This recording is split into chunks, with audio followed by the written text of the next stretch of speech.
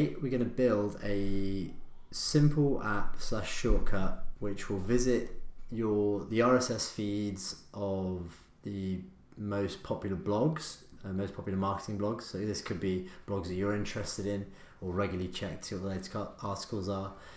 Visit those RSS feeds, find the list of latest articles, and then with a few taps save those articles into Pocket so you can read them later.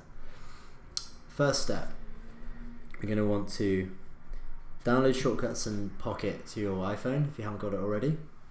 Once you have, open up Shortcuts and then create a new shortcut.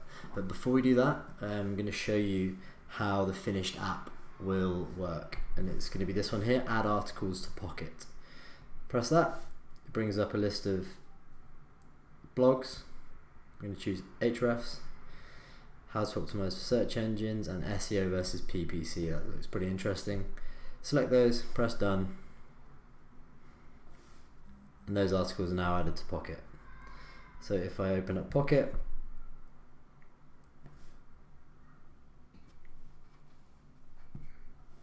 and refresh, there they are, SEO versus PPC, and what is SEO?